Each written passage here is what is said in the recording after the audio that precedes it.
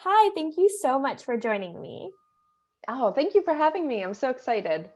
So, I would love to talk about the first topic that you've so generously offered to speak about, which is designing your life.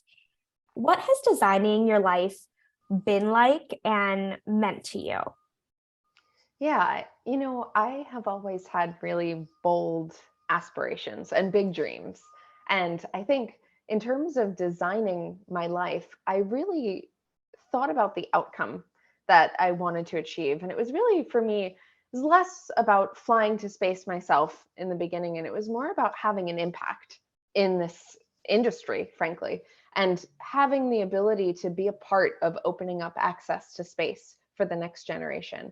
And so I sort of backed into a career that I thought would help me achieve that impact that I was seeking. And I think that was the original sort of like first version of my design. And then from there, as the limiter continued to be adjusted on my own imagination, I realized, wow, being impactful in this industry can take so many different paths for myself. And there are so many things that I thought I might not be capable of years ago that I'm realizing I actually am. And I think giving myself permission to just boldly go in pursuit of those goals has been the common thread throughout my career. What advice would you give to students then on being more intentional about designing their days, especially when their calendars can be filled with a lot of things that aren't always inspiring, but necessary as a ticket for the next thing that they're looking to do? Yeah, absolutely. Look, I think one of the biggest pieces of advice that I would give to folks starting out their careers is to really be introspective early on about figuring out what energizes you and what drains you. Once you have an understanding of those two things, what fills your cup and what drains it, you'll be able to design your day in such a more effective and frankly enjoyable way. For me, it looks like conferences. My social battery, which this may be a surprise to a lot of people, but my social battery drains quickly, especially when it's a large in-person event where there's just a lot of social interaction and I'm sort of feeling like I have to be on. And so knowing early on in my career, when conferences and events were such a huge part of my job, I needed to really carefully curate my days and my weeks to account for those spurts of really energy draining moments where I knew I was going to have to refill my cup. And so I think being really intentional about that is something that's helped me immensely. And also figuring out what energizes me, talking to folks that I have so much admiration for in the industry, developing relationships like this with you, having the opportunity to come speak with you and do this interview. Those are things that energize me and fill my cup. And so I like to make sure that I make time for those things that are really personally fulfilling too. I love that. And what you shared leads us so beautifully into the next question, which is what has been important for you to keep top of mind as you go through your daily and weekly schedules and you're designing those? How do you keep perspective of that vision to make sure that the daily hustle and bustle or the weekly hustle and bustle doesn't dilute that vision? Yeah, it's a great question. I think it changes week to week for me. I would say the common thread, and this is something I've spoken about a lot because it's been so transformative for me personally, is really rejecting guilt that comes with trying to do it all. I know that I'm not going to be able to give 100% of myself to every single thing that I apply myself to. I'm multiplexed, 15 different ways, all towards, the same shape of being a very mission driven person in life. But especially when it comes to balancing my career with my family, there are weeks where those things just don't look equal in terms of the amount of attention or time or care I have to give. And so especially with parenthood, that's been something that I've been very conscious about. If I'm starting to feel guilty, I have to remind myself that this is 1 week out of what is hopefully many in a very, very long life together, and then correcting for it where I know that I need to in a future week. But I do think that sort of rejecting the automatic feeling of guilt and failure and instead approaching this with a not going to get it right 100% of the time, but I'm going to do my best to make sure that I'm achieving an overall balance throughout the weeks and the months and the year that feels good and sustainable for my family. Absolutely. And really, in that note, I was curious about what helps you remain grounded in those weeks when you particularly need that reminder to then show up as your best self. If you have any tools or other reminders like that, that helps you just take a deep breath. Yeah, sometimes it's as simple as unplugging.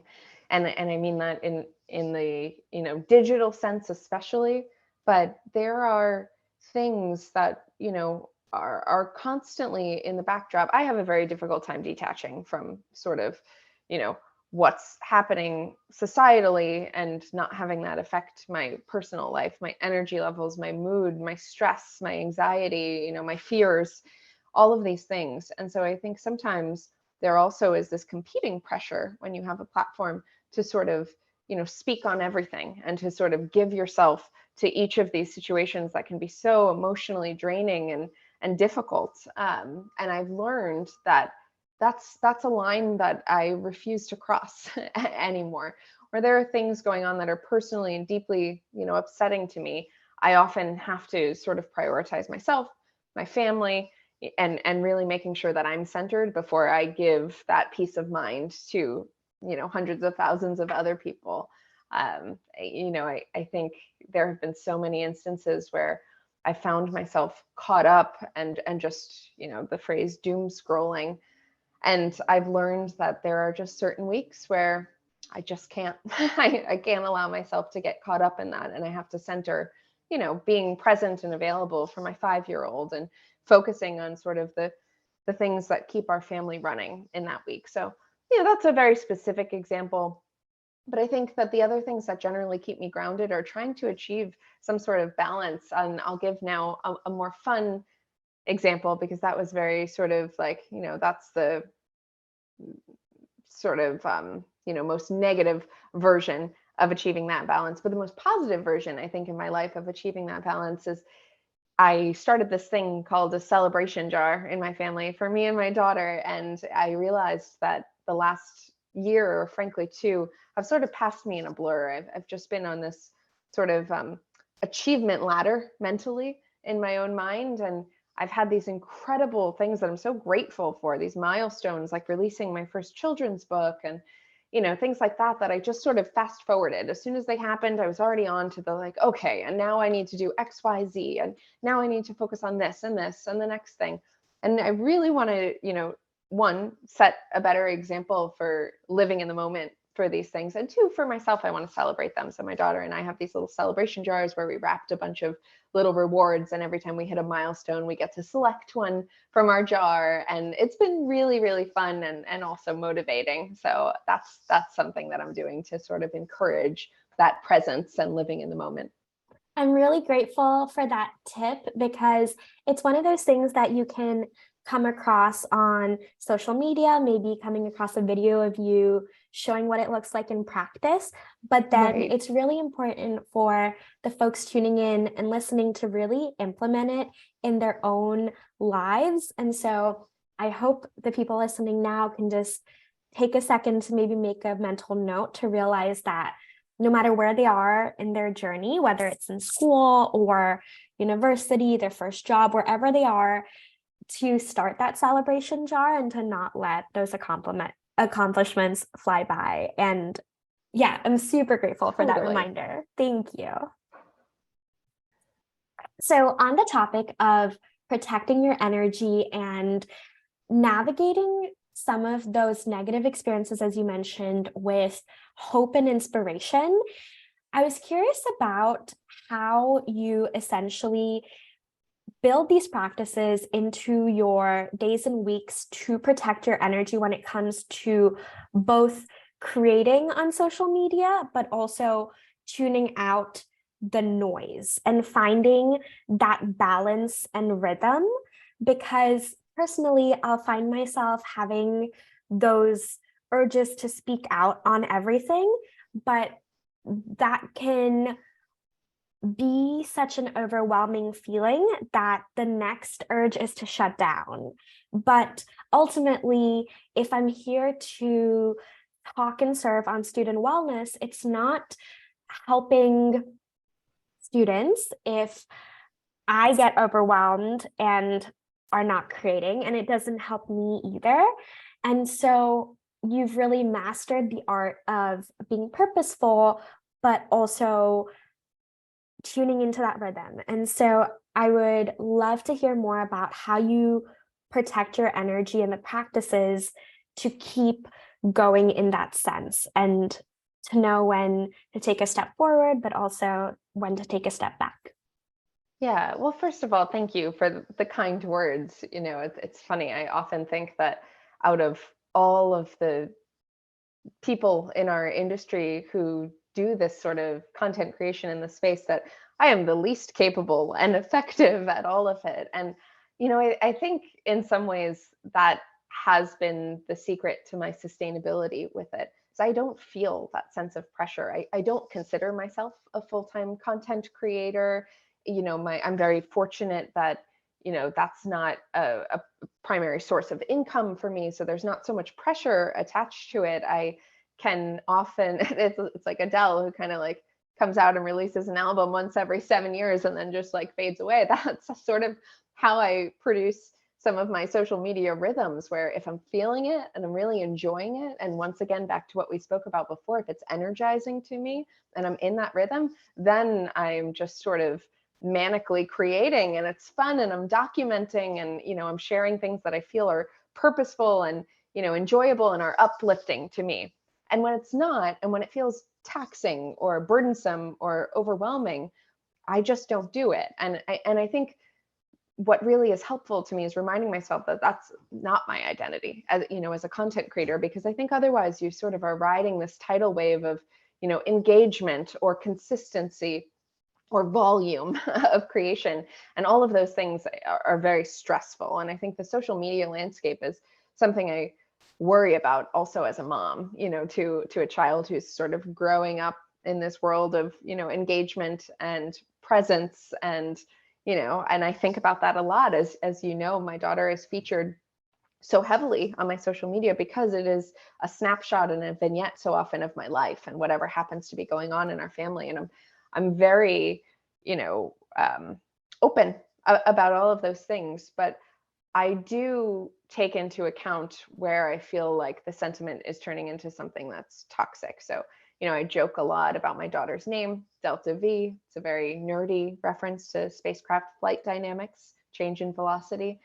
And TikTok in particular has just had a field day with this name for whatever reason. All of the comments will be like, named your daughter Delta, or I won't even share some of the super negative ones. And to me, it's like mostly harmless. But then I recognized the other day that the volume was getting so extreme that a reporter reached out to me about a story she wanted to write talking about why TikTok hates my child's name. And it's like, that's signal to me that, okay, I don't want to double down anymore on the joke, because that's now becoming something that is less fun and uplifting to engage in. And I don't want to give it any more oxygen. It's just silly, but it doesn't bother me at all. But I sort of try to be really conscious of where those lines are and sort of reading the room on those things. And I try to be extra thoughtful about it when it relates to my daughter. And so she's, sometimes we'll do 10 videos. I mean, she loves it. She loves watching herself play back. She loves being in on the joke. She loves kind of creating these things and watching it back. She loves that, people like Blippy follow her on TikTok, she's Santa Claus himself. She just gets such a kick out of, this ability to join me in making people laugh or smile. So sometimes we do a lot, and then sometimes she's not feeling it. It's like, yeah, you're in pre-K. We're going to play with Legos today or Barbies, And so I think everyone needs to decide for themselves their degree of comfort in sharing their life online. I always will reserve the right to change my mind on that at any time, but for now, I'm sort of playing it by ear. We're having a lot of fun. I feel like we have this unique ability to reach people. And I do think it's very special that my daughter is growing up with this brand new framework of, yeah, flying to space is just something girls do. That's not a framework I grew up with. And so I think, there is sort of this satisfaction that I get in being able to show that, being able to show like what a difference it makes when, you're only 5 and you truly believe that not even the sky is the limit. And so we're just enjoying it. That was a really long-winded answer, but I guess to sum it up more succinctly, it's like I try to be really conscious of overexposure. I try to be really conscious of curating the mood that I want to create on my platforms and the way people feel. I want it to be uplifting. I want it to be genuine. And I also am very grateful that I don't suffer from a sense of pressure to perform on that particular stage. Absolutely. And what you shared that I think I is my biggest takeaway is that gap between the feelings or thoughts that come up from the initial exposure to something that feels off, a comment that feels off, or the sense that there isn't the right energy in a particular situation. But the gap between that and the thoughtful response that you then have, or the moment of clarity that helps you act in the way that you do now, I would love to talk about that gap or that jump or that leap, because for a lot of students who are now growing up in this age of social media, there are a lot of beliefs that get lodged in their mind that then require more examination. And there's so much material coming their way that that intentionality is so required and it's so critical. And so I was wondering if you could speak to any practices you've had or advice you've received, or just how you've navigated creating that space between just that physical sensation of the reporter reaching out and maybe how your body felt, but knowing internally that your highest self would behave in a certain way, and that Yeah. this is the vibe I want to create and this is how I want to show up. So I was hoping if you could talk about maybe what that journey is like, because for me, it looks like understanding what the word healing is, because there's a lot of language and books surrounding healing. But for me, there's this gap in understanding, oh, these are the experiences that then required these tools. So it's as if I know the tools exist and I know the experiences happened, but there's still the space between me combining the two to address it, to then be able to show up in the way that you've described. And so I'd love any advice and your thoughts on that. Yeah, it's funny how you mentioned the very specific, the sensation, like how your body felt during those things, because I have put a lot of effort personally into, getting to the point that I'm at now, where I'm able to separate criticism of myself from my sense of worth. And that is not something that happened naturally or overnight. Years ago, I, there were days where I was just in a cyclone of tears and crying and panic attacks over comments. I mean, things from people that I didn't even know in person, peripheral, or, the stress of putting a book out into the world and just being prepared for the first negative review. It's like nothing can prepare you for that. It is someone sort of taking this thing that you've invested so much in and just being like, it's crap, and you have to allow for that, right? Like, if I'm honest with myself, are there things and content and stuff that's not my cup of tea? 1,000%. I do think the difference is I sort of don't go around kind of proactively, telling people that. But I also think that it's been really important for me to, go through those things, to learn that, it's not a good use of my energy or time to sort of think, okay, this person clearly doesn't like me. Like, what is it about me that's wrong? It's like, nothing about me is wrong. It's this person's opinion. That doesn't automatically sort of mean that I need to do a full examination. I will say that, there's also the opportunity for really valid, constructive criticism. And I like to take that on board for people who I believe and trust are invested in, achieving the same goal that I want, which is for me to be the best version and most maximally impactful and effective version of myself that I can be. But you have to earn a spot in that group, And I think that separating out sort of, that from the cacophony of sort of just mindless scroll and post comments that are intended to sort of generate divisiveness or sniping or just attention and engagement for the wrong reasons is something that I have had to put a lot of time and effort into. And I still don't always get it 100% right. There are times where, I'm still awake at night thinking about either one particular comment or, one particular mean thing or mean spirited attitude. And I really do have to sort of remind myself that, I'm sitting, my 5-year-old sleeps with me every night. And so usually I'm just like, okay, what is most important is literally 6 inches from me.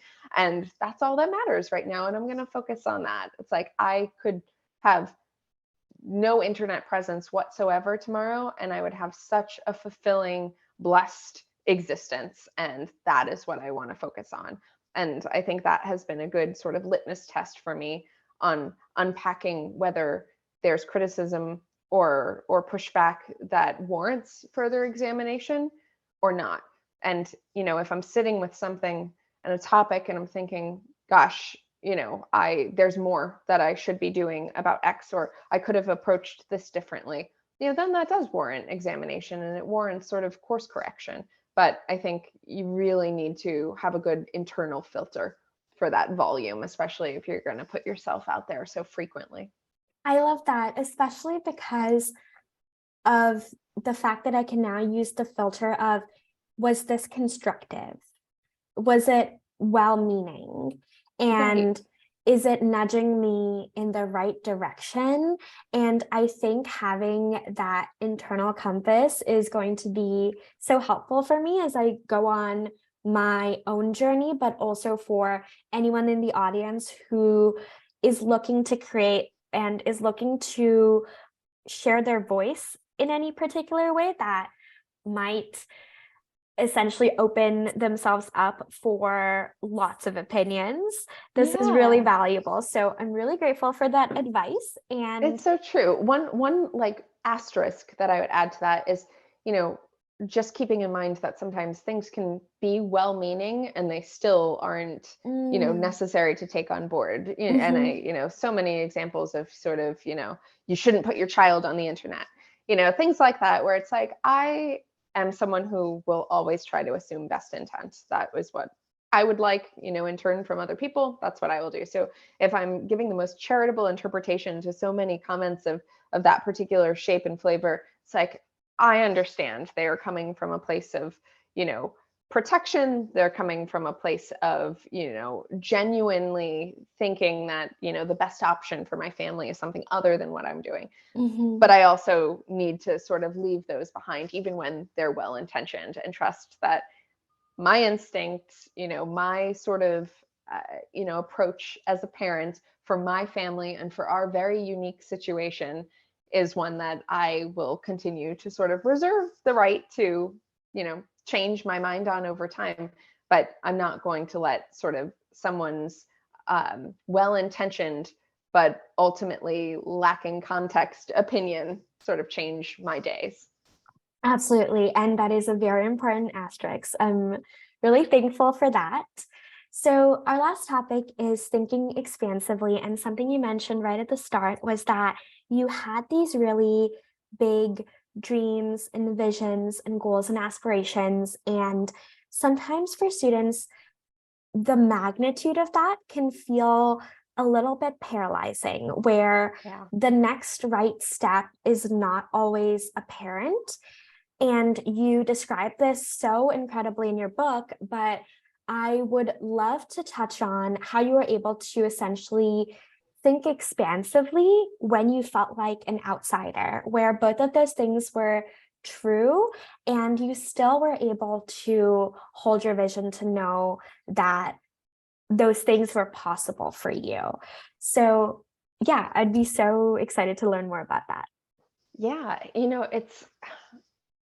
so there's a couple different things here. One of them is turning imposter syndrome into a superpower, because I think I've always felt like an outsider, still to this day. It's, the path that I've chosen and embarked on is one that's new, it's novel, it's, hopefully repeatable. That's the goal and the impact that I want to have, for those who take the same journey in the future.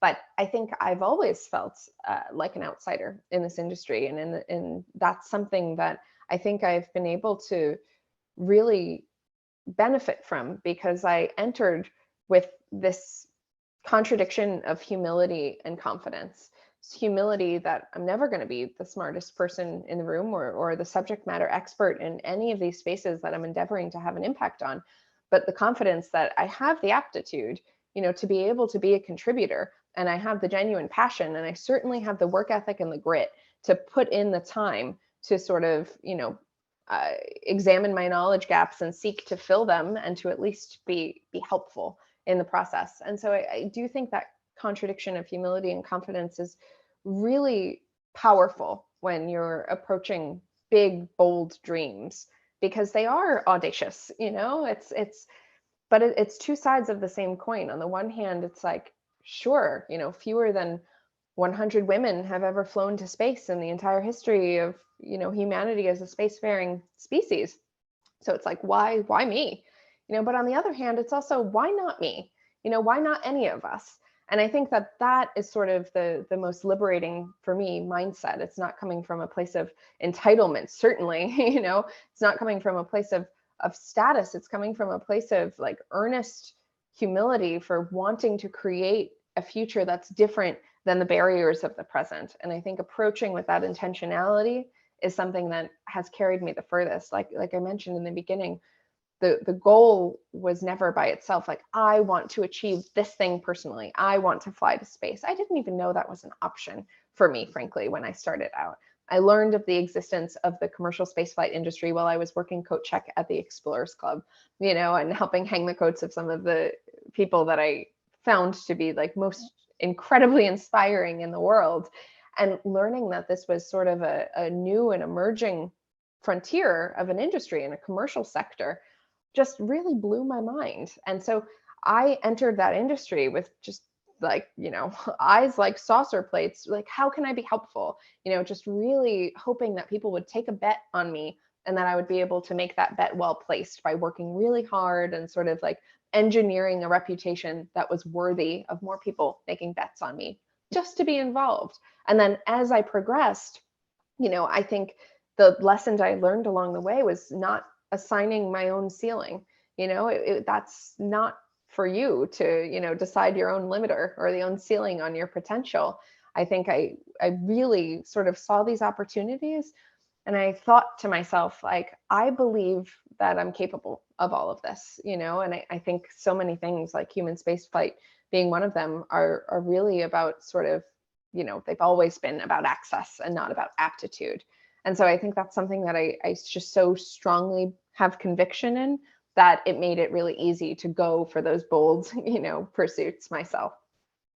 I love that. And I think as someone who was taught to straddle the humility and confidence, something I found really interesting that you shared was to have that balance, because I realized that if I lean too hard into the humility side, then I start to begin to almost change some of the beliefs on the aptitude. But then on leaning too hard on the confidence side, then feels uncomfortable in its own way because it's unbalanced by that humility.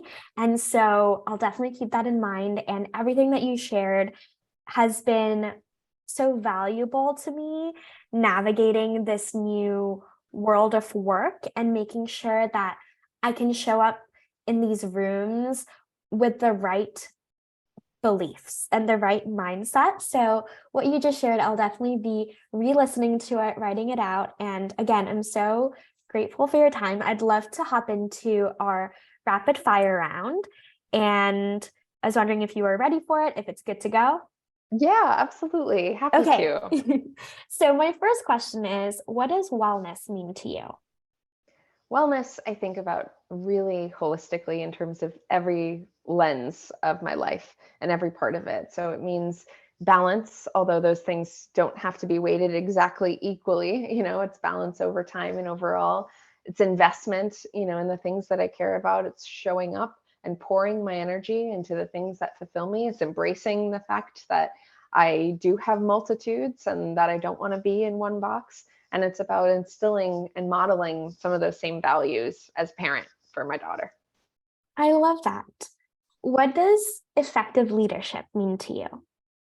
I think effective leadership is sort of, once again, back to this contradiction of humility and confidence. It's about really modeling out sort of, this version of investment in people as humans, as holistic, human beings versus, people who are just dedicated resources on specific things. And so for me, in the space industry, this has been about really kind of visibly identifying new voices and sort of helping empower those voices to find their audience. It's been about giving back to the places that have helped elevate me and my voice in the past. It's been about that blend of just, showing up, being present, investing in the things that you want to push forward, and, that sense of responsibility that, once you reach a point where you do have an audience and you do have a platform and your voice sort of, holds weight with different stakeholder groups, really using that responsibly and knowing that, there is a responsibility to sort of further the message that are going to bring so many more people into the same space of having those platforms and having those voices. What does your morning and night routine look like? And what do you do if you need to bounce back? Oh gosh, yeah. So mornings, again, this is very kid centric, but mornings for me are usually up around 6:45. And I'm just laughing because there's this TikTok trend where people with a straight face say the most like insane morning routine, and their spouse is like looking at them sideways because it's untrue. But I swear this is actually my true morning routine. I don't go do crazy workouts or anything like that, although I should. But yeah, up pretty early in the morning, getting my daughter ready for school, dropping her off at school, getting back to the house, and then getting ready for work. And then really in the zone, focused for the entirety of the day into early evening. I'm very lucky, back to your question about like designing your life. I've had the ability to really design a family support system that allows me to sort of, give my fullest self to all of the things that I care most about. And so having my parents who live nearby provide like immense support in off hours, with childcare. And then Delta has an incredible nanny who is an extension of our family, who's here every day until 6. And so then right after 6, I usually take over.